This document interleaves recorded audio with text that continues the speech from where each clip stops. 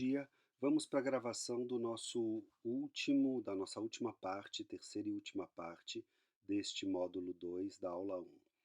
dedicado ao grande pensador e poeta Paulo Henriques Brito,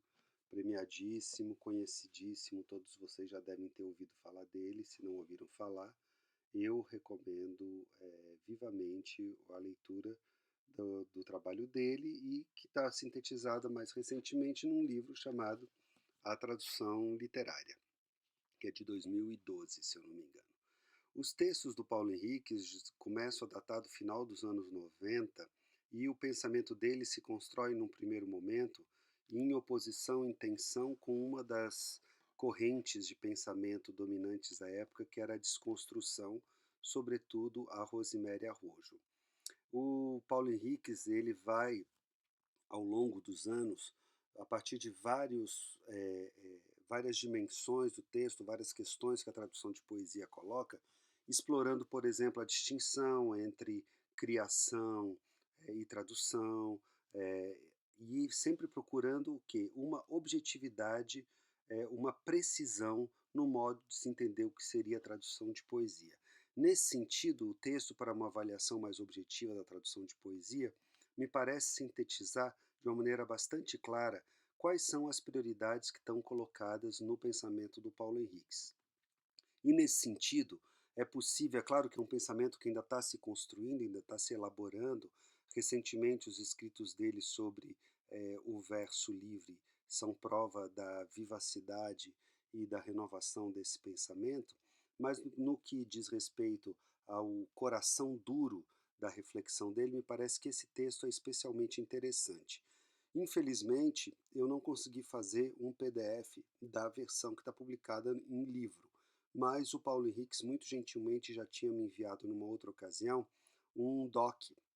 um Word com esse artigo, com esse texto, que eu fiz um PDF dele e disponibilizei para vocês. Então é um pouco mais difícil na hora de citar, mas o conteúdo todo está incluído, se encontra dentro desse texto, tá bom? Depois, quando a situação melhorar e se acalmar, eu posso ver se eu consigo fazer um PDF do artigo mesmo, para vocês poderem citar direitinho com o número de páginas e tal.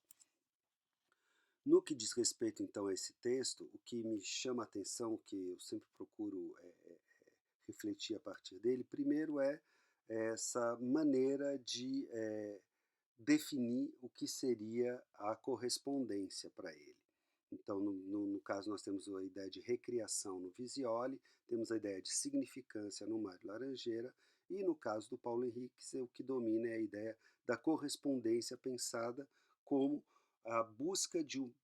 maior grau possível de precisão na recuperação no texto de chegada daquilo que ele chama dos elementos que apresentam maior regularidade no texto de partida. No caso da poesia rimada e metrificada, é claro que a maior regularidade se dá primeiro no nível métrico e depois no nível semântico. A gente pode notar que essa parece ser uma recorrência, tanto no texto do Jacobson, Linguística e Poética,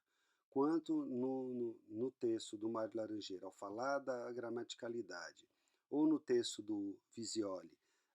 a centralidade que ele vai dar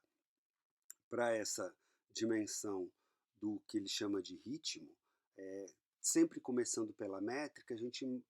pode reconhecer que, de fato, o metro, a regularidade ou tensões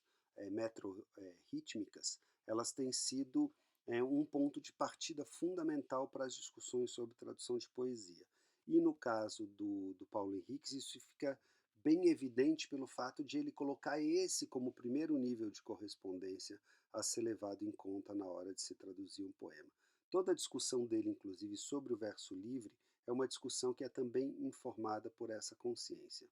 No segundo nível entra a rima e as outras reiterações fônicas, e ele chega num terceiro nível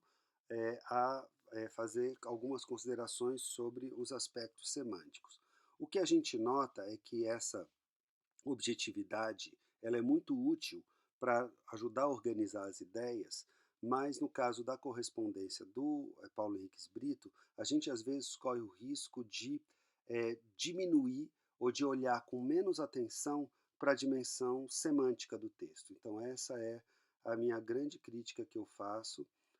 minha ressalva, meu senão, a esse importante pensador e grande tradutor e poeta que é o Paulo Henriques Brito. Então fica aí essa pequena síntese, espero que ela